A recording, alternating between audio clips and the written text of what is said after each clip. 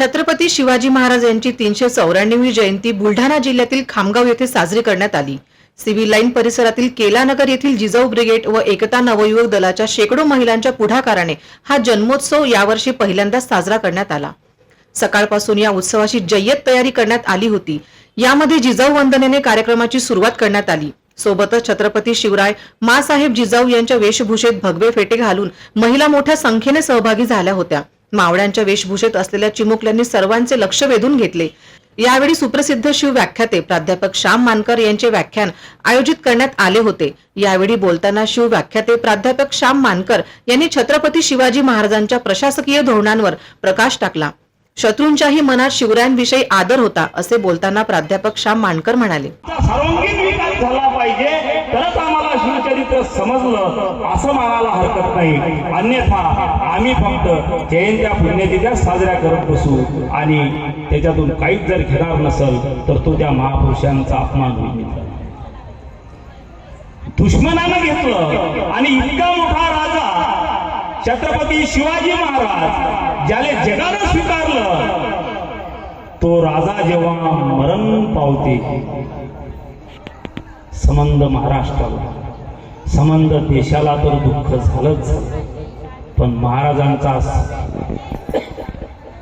सर्वात मोठा बलाढ्य शत्रू औरंगजेब जेव्हा त्याला समजलं की शिवा गुजर गया है, तेव्हा जो औरंगजेब कधीही कुणा समोरही नतमस्तक झाला नाही, त्या दिवशी तो नतमस्तक झाला। त्यानं फारी टाकली, नमाज अदा केला आणि अल्लाहला प्रार्थना करते। तो काय म्हणते, आलमगीर नावाच्या ग्रंथामध्ये ईश्वरदास नागरनं लिहून ठेवलेला आहे। ईश्वरदास नागर तेव्हा शिवकालीन इतिहासकार होता, त्याने आलमगीर ग्रंथामध्ये लिहिलेला आहे, औरंगजेब नमाज अदा करताना का म्हणते कि या अल्लाह परवरदिगार तेरे दरबार के दरवाजे खुले रखना, क्योंकि सभी बहू बेटियों का रक्षण करने वाला गुजर गया। अल्लाहले प्रार्थना करणारा औरंगजेब माझ्या राजासाठी प्रार्थना करून राहिला। या भव्य कार्यक्रमात उपस्थित महिलांसाठी लकी ड्रॉ नंबर काढून भाग्यवान विजेत्यास पैठणी साड्या देखील भेट देण्यात आल्या।